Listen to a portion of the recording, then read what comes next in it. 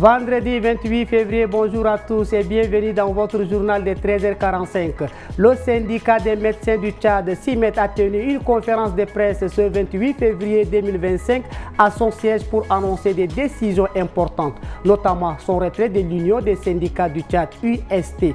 Nous reviendrons sur cette communication dans ce journal. Le chef d'état-major de l'armée de terre, le général de corps d'armée Jonathan Marcel Hoinati, est en mission d'inspection auprès des forces de défense et de sécurité. Sa délégation se trouve actuellement à Laye, dans la province de la Tandjilé, marquant ainsi la deuxième étape de leur tournée dans la partie méridionale du pays. Les détails dans ce journal.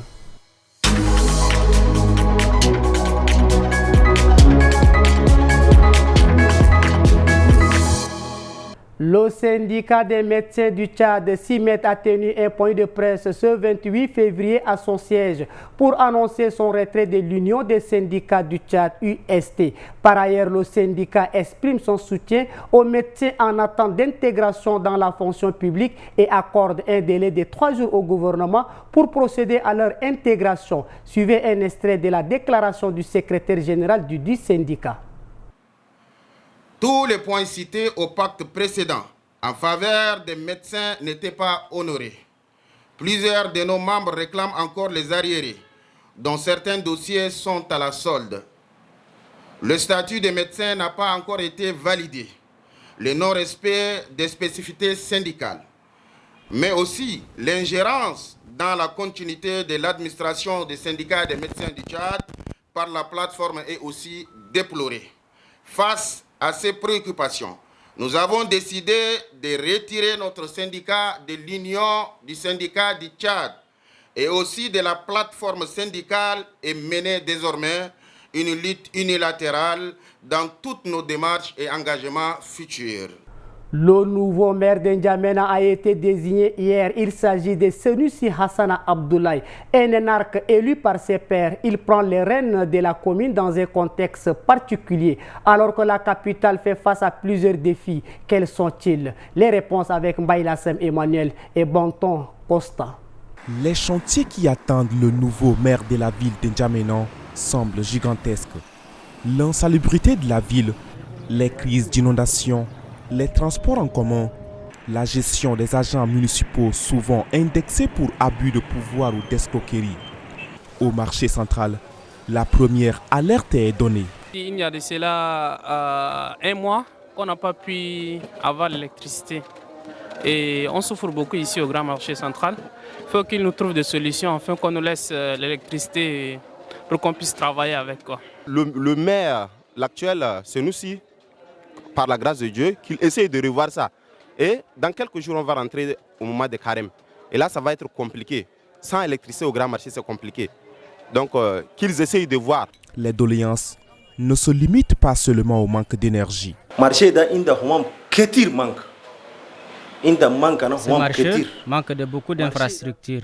Il existe depuis plus de 20 ans, mais n'a jamais été rénové, même une seule fois. Son état ne reflète pas l'image de notre pays. Nous demandons des routes et des caniveaux. Élu pour un mandat de 5 ans, Senussi Hassana Abdoulaye est attendu au pied du mur par plus de 2 millions d'habitants de la capitale, N'Djamena.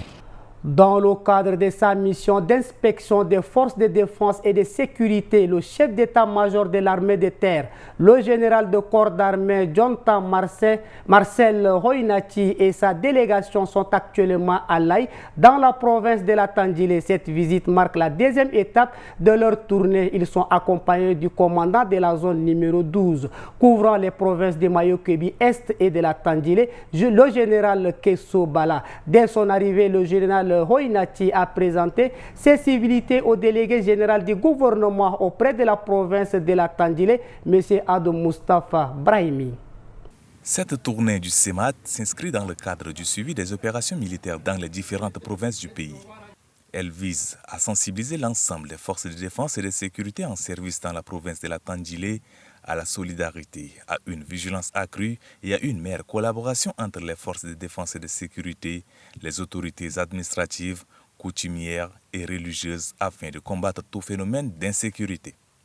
En effet, la sécurité des personnes et de leurs biens est l'une des priorités inscrites dans le programme d'action du chef de l'État. Pour atteindre cet objectif, les forces de défense et de sécurité doivent bannir certains comportements dans leurs rangs, à savoir le clivage, le communautarisme, le détournement des moyens mis à leur disposition pour l'entretien des troupes, ainsi que la consommation abusive des produits psychotropes. La discipline dans la manière de servir et la neutralité dans la gestion des conflits doivent être rigoureusement observées. Le CEMAT a particulièrement insisté sur l'action des coupeurs de route qui accumulent la province en faisant usage d'armes à feu. Ces phénomènes doivent être définitivement éradiqués.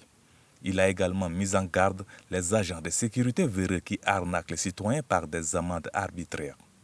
Des sanctions seront prises contre ceux qui se rendront coupables de ces faits. Chacun doit prendre ses responsabilités. Enfin, 2 messages ont été adressés aux forces de défense et de sécurité. Il s'agit de l'incompatibilité de l'exercice des fonctions des FDS avec la chefferie traditionnelle et de l'interdiction formelle de publier sur les réseaux sociaux des messages susceptibles de porter atteinte à la cohésion sociale. Dans le cadre de son projet SODEFICA, la coopération suisse a lancé la phase pratique de la formation sur la technique de greffage des plants de karité dans la province du Moyen-Chari du 27 au 28 février 2025.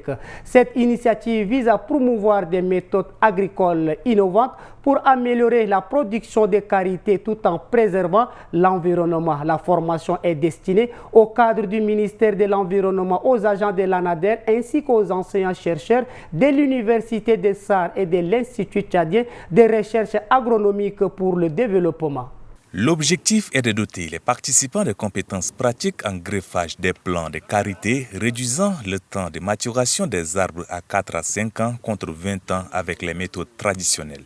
Cela permet d'augmenter la production tout en préservant les arbres, contribuant ainsi à une gestion durable des ressources naturelles.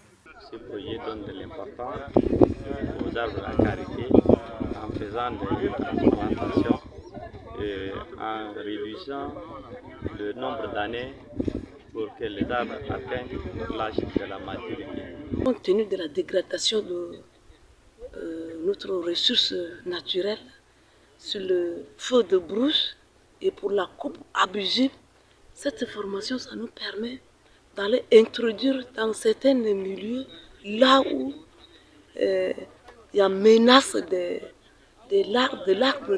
l'arbre à karité.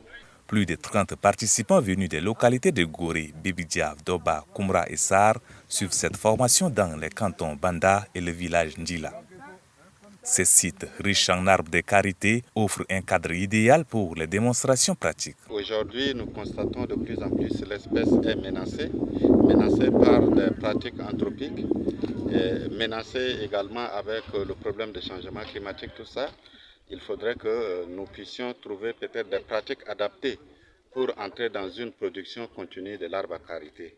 Cette initiative de la coopération suisse en partenariat avec Caritas Suisse à travers le projet SODEFICA vise à promouvoir un développement durable en alliant innovation agricole et protection de l'environnement, renforçant ainsi les capacités locales pour une économie rurale plus résiliente. Place à l'actualité internationale. Les principales nouvelles du monde vous est présentées par Habiba Anguini. Ouvrons cette page étrangère en République démocratique du Congo où le plan de réponse à la crise humanitaire en RDC s'est tenu jeudi 27 février 2025 à Kinshasa pour tenter de mobiliser des fonds auprès des bailleurs internationaux. Pourtant, malgré l'aggravation de la crise dans l'est du pays, les fonds récoltés risquent d'être moins élevés que l'année dernière avec la réduction des financements américains à l'aide internationale. Et puis au Sénégal, les autorités cherchent à répondre à la gronde sociale qui monte depuis plusieurs mois et se matérialise depuis le début de l'année par des grèves, notamment dans le secteur universitaire ou de la santé et même la menace d'une grève générale. Une réunion tripartite avait eu lieu ce jeudi 27 février entre le gouvernement, les syndicats et le patronat. Pendant 3 heures, syndicalistes, patrons et ministres se sont succédés à la tribune pour établir le diagnostic de la crise que traverse le Sénégal et formuler leurs demandes. Après avoir écouté tout le monde, le Premier ministre Ousmane Sonko prend la parole. Il faut qu'on s'entende sur le consensus. parce qu'aucun pays n'a décollé sans consensus fort. Et c'est pourquoi j'avais tenu à ces formats. Tout le système social, la protection des travailleurs, le nouveau code du travail, la justice et l'équité dans le système de rémunération, on va y travailler ensemble. Mais ça s'est construit, ça ne tombe pas du ciel. Et ça, nous voulons le faire en toute transparence. Et pour finir, le Fonds monétaire international de 101 millions de dollars pour répondre aux besoins financiers de Madagascar.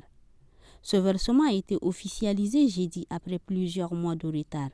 Les autorités malgaches n'ayant pas rempli à temps les conditions exigées par le bailleur. Au total, la grande île pourra accorder à plus de 650 millions de dollars de financement d'ici 2027, à condition de poursuivre les réformes pour équilibrer son budget. C'est la fin de cette édition. Merci pour votre fidélité et bonne suite de programmes sur notre antenne.